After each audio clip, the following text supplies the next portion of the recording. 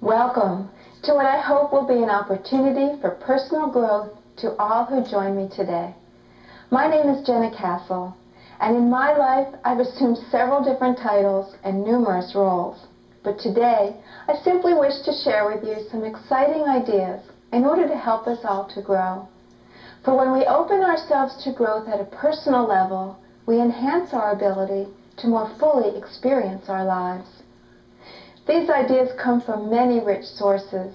However, the main resources used to formulate this presentation, which I highly recommend, include an audio program entitled Freedom from Fear by Reverend Mary Boggs of the Living Enrichment Institute, a book entitled Feel the Fear and Do It Anyway by Susan Jeffers, Life is an Attitude by Elwood N. Chapman, and finally, Peace, Love, and Healing by Dr. Bernie S. Siegel. I'd like to begin by telling you a story. There once were 3 brick masons working together on a building. A little boy happened by and asked the first brick mason, "What are you doing?" Without even looking up, he responded, "I'm laying bricks." The little boy approached the second brick mason and asked him, "What are you doing?" The second brick mason looked kindly at the boy and said, "I'm building a wall." The little boy approached the third brick mason and asked the same question, "What are you doing?" The brick mason faced him squarely and replied with enthusiasm and obvious pride, "I am building a beautiful cathedral." Now, if this little boy approached you and asked you, "What are you doing?" how would you respond? Do you feel as though you simply lay bricks, or do you retain the original joy and enthusiasm of your life choices?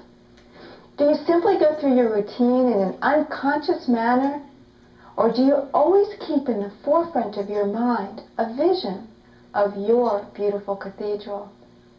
Our minds are very powerful tools. How we experience our life's work, and indeed our lives, is to a great degree a function of what we tell ourselves. You see, the man laying bricks performs the very same task as the man who is building a beautiful cathedral. But his inner experience was quite different. We do have the power to affect our own perspective and therefore our internal experience of external events. We've all heard about positive self-talk, that what you tell yourself is very likely to become your reality. Well, if this is true, how do we turn our negative self-chatter into powerful I can messages? Well, one thing to understand is that the brain tries to find answers to the questions posed to it. So if you could ask yourself questions that will elicit a positive response, you have a head start on seeing the world in a positive way. For example, when you first wake up in the morning, do you ask yourself questions like this? What do I have to do today? What problems am I going to have to face? What's going to happen if I fail at the challenges facing me? Or try some of these questions instead. What am I excited about today? What challenges can I look forward to learning from today? What new opportunities can I create today? When facing a new challenge, or what some people call a problem, what kind of questions do you ask yourself? Do you ask, what could I lose if I try and fail? Or, how about this? What could I lose if I don't try? What could I gain by trying, whether I succeed or not? Often, we're stuck in negativity or negative emotions, such as anger, depression, anxiety, to name a few. It's important to recognize that these negative emotions that we're experiencing are actually based in fear. Fear of failure, fear of being hurt, fear of being humiliated, fear of not having enough money, fear of being alone. I'm sure you could add to the list. For example, if you get angry because someone cut you off when you're driving, the first thing that actually occurred was that you experienced a fear of having a collision. The anger was actually based in fear, as most negative emotions are.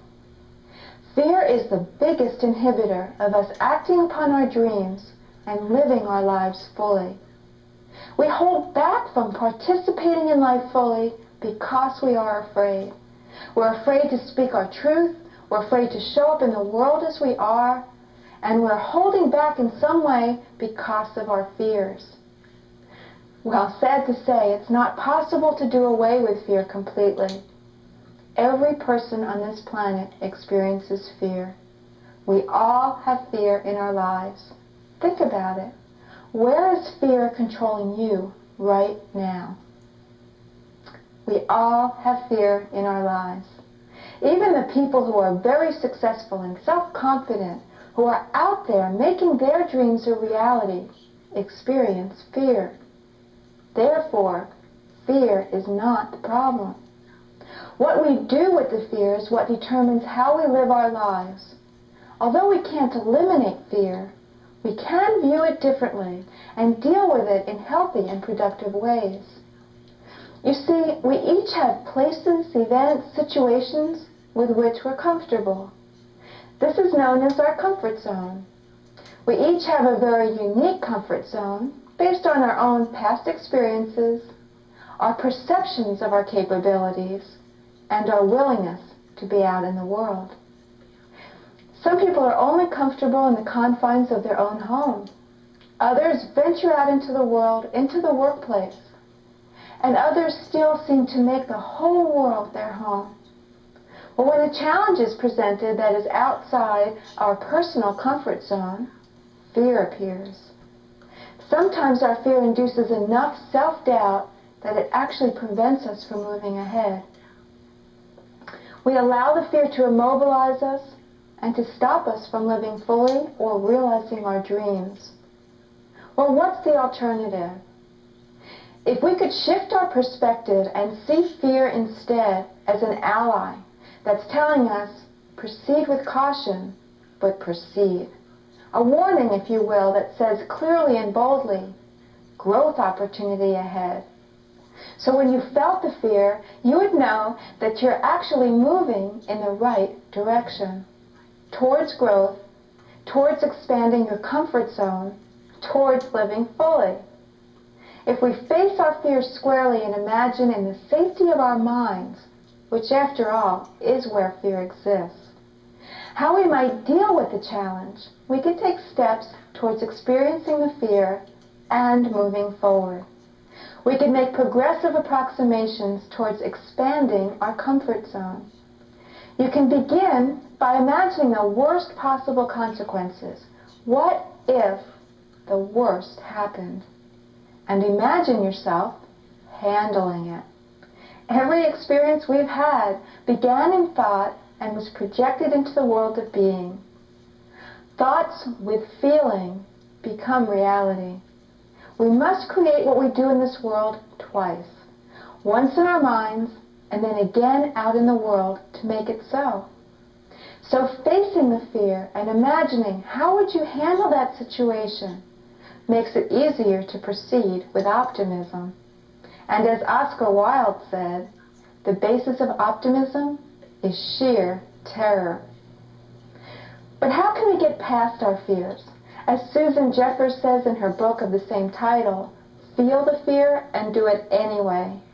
Each time we venture beyond the confines of our comfort zone, we discover new ways of being. We discover inner strength and abilities. We learn to expect bigger and better things from ourselves. Expectation is another very powerful determiner of events. I'd like to share a story with you about a young man who took the Scholastic Aptitude Test, the SAT, as part of the college entrance procedures. When he received his test scores back, he saw the number 98 on the paper. Well, he was quite distressed and concerned about his ability to succeed in college with an IQ as low as 98. But he did go to college. His first term he received D's and F's. His second term was no better, and the dean called him in for a conference. The dean warned him that if his performance continued at this poor level, he would be asked to leave the school. "Well, what do you expect?" replied the young man. "I only have an IQ of 98. The dean took out the file and explained to the young man, "You don't have an IQ of 98. You scored in the 98th percentile. That means that your score was equal to or better than 98% of the students in all of North America." Well, the next term, that student pulled a 4.0 grade point average. The only thing that had changed were his expectations. Another example of how powerful expectations are in determining events was shown in a research project conducted in San Francisco. 3 teachers had been brought into the principal's office and told, "You 3 teachers are the best teachers in this whole school. We've decided to reward your performance by giving you each 30 of the best students."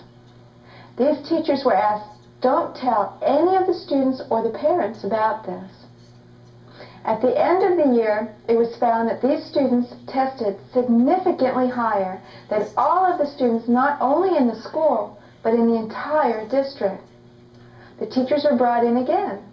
They were informed that this had been an experiment and that the students had actually been selected at random.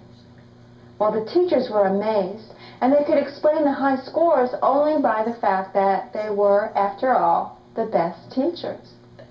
Well, then the researchers informed them, "Actually, we put all the teachers' names in a hat, and yours were the 3 that were pulled." This was a double-blind study, with the only factor not being controlled for being expectations. In summary, if we learn to live with fear as an ally, which navigates our path in the direction of growth, use our minds and strength of spirit to expand our personal comfort zone, and learn to expect bigger and better things of ourselves, we will enhance our ability to live more fully with a constant focus on our beautiful cathedrals. I'd like to leave you with a poem that says, "Come to the edge," he said. "No," they replied, "we will fall." "Come to the edge," he said.